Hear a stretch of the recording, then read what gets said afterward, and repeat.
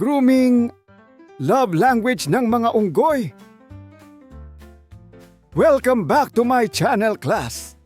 Ako muli si Professor Ipaliwanag ng University of Life at sa episode na ito, pag-uusapan natin ang bonding ng mga unggoy, ang grooming. Love language nga ba ng mga unggoy? Tumutok dito sa The Taglish Explainer. Ang topic na ito ay mula kay Atnoy 07 Pops. Salamat sa suggestion mo.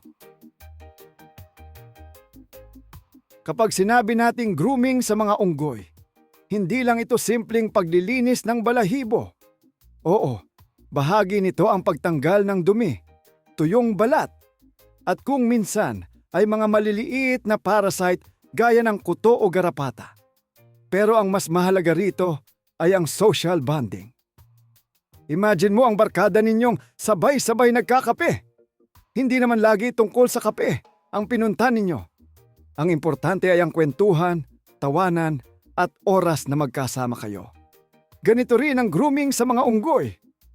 Habang naglilinis sila ng isa't isa, mas lumalalim ang kanilang relasyon. Parang sinasabi nila, "Bro, mahalaga ka sa akin, kaya hahanapan kita ng kuto." Ngayon, ito ang exciting na tanong. Love language ba talaga ang grooming? Kung susundin natin ang konsepto ng love languages ng tao, pwedeng sabihin na ang grooming ay kombinasyon ng acts of service at physical touch. Hindi naman ibig sabihin na romantiko agad. Sa mga unggoy, ginagawa rin ito ng magkakaibigan, magkakamag-anak, magulang at anak, at maging ng mga leader sa grupo. Kapag may unggoy na madalas i-groom ng iba, kadalasan ay senyalis iyon na malakas ang kanyang social connections. Para kang office worker na laging may kasabay mag-lunch. Hindi ibig sabihin na sikat ka lang. Ibig sabihin, may tiwala at magandang relasyon ang mga tao sa iyo. Kaya sa mundo ng unggoy, ang simpleng kamot ay parang yakap na walang salita. May mga scientist na napansin na kahit malinis na ang balahibo ng isang unggoy, tuloy pa rin ang grooming. Bakit? Dahil hindi na lang kalinisan ang habol nila.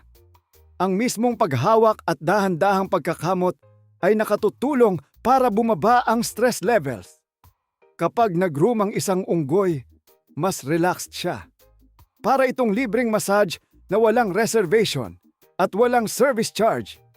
Kung tayo ay nagpapamassage pagkatapos ng nakakapagod na linggo, ang unggoy naman ay nagpapakamot sa kanyang tropa. Mas mura pa. Wala pang tip. Akala ninyo simpleng kamot lang? Aba, may politics din sa mundo ng unggoy. May mga dominanteng unggoy na mas madalas i-groom ng iba. Hindi lang dahil gusto sila, kundi dahil mahalagang mapanatili ang magandang relasyon sa mga leader.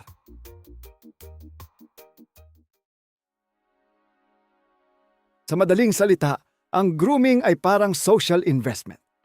Isipin mo ang office. May empleyadong laging magalang sa boss. Hindi naman sa plastic, kundi gusto lang mapanatili ang maayos na samahan. Sa mga unggoy, ang grooming ay isa sa mga paraan para maiwasan ang away at mapanatili ang kapayapaan sa grupo. Kaya minsan, ang isang 5 minutong kamot ay pwedeng makaiwas sa isang malaking rambulan. Habang nag-groom ang mga unggoy, may mga kemikal sa utak na inilalabas tulad ng endorphins at iba pang substances na may kinalaman sa relaxation at magandang pakiramdam. Dahil dito, mas lumalakas ang kanilang emotional bond. Parang kapag nakikipagkwentuhan ka sa matalik mong kaibigan pagkatapos ng stressful na araw. Hindi naman nawala ang traffic o bills, pero gumaan ang pakiramdam mo. Sa mga unggoy, hindi man sila marunong mag-message ng ingat ka lagi. Ipinapakita nila ang malasakit sa pamamagitan ng grooming. At aminin natin, minsan mas consistent pa sila kaysa sa taong 1 buwan nang hindi nagre-reply. Interesting din na hindi lahat ng unggoy ay pare-pareho ang grooming habits. May mga species na halos buong araw ay nag-groom, habang ang iba naman ay mas kaunti lamang. Kapag mas malaki ang grupo, mas mahalaga ang grooming dahil mas maraming relasyon ang kailangang alagaan. Imagine mo ang family reunion na may 50 kamag-anak. Hindi mo naman kayang kausapin lahat sa 1 minuto. Kaya sa mga unggoy, ang grooming ay nagsisilbing paraan para mapanatiling matibay ang koneksyon sa maraming miyembro ng grupo. Kung sa social media may follow button, sa mga unggoy ay may pakamot button. Ang nakakatuwa rito ay ipinapakita ng mga unggoy na ang tunay na samahan ay hindi lang nakikita sa salita. Minsan, nasa simpleng kilos ito. Hindi natin kailangang mangalkal ng buhok ng kaibigan para ipakita ang pagmamahal. At baka masampal pa tayo kapag ginawa natin yon.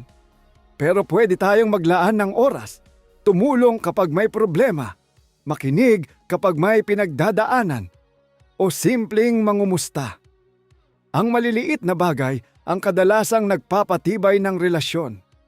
Kaya kung ang mga unggoy ay may grooming bilang paraan ng pagpapakita ng malasakit, tayo naman ay may kabutihan, respeto, at oras para sa isa't isa. Sa madaling salita, class, ang grooming ng mga unggoy ay higit pa sa simpleng pagkakamot o paglilinis ng balahibo. Isa itong mahalagang paraan para alisin ang dumi at parasites. Ngunit higit sa lahat, ginagamit nila ito upang bumuo ng tiwala, palakasin ang pagkakaibigan, bawasan ang stress, at mapanatiling maayos ang samahan sa kanilang grupo. Maaari nating ihambing ito sa love language ng tao, lalo na sa acts of service at physical touch, kahit hindi ito laging romantiko. Hanggang sa susunod nating klase, tandaan ninyo, ang relasyon ay parang halaman, hindi lumalago sa puro salita, kundi sa tuloy-tuloy na pag-aalaga. Ako si Professor Ipaliwanag ng University of Life, nagsasabing, kung may gusto kang alagaan, siguraduhin mong tao muna. Huwag basta-bastang mangamot ng ulo ng kapitbahay.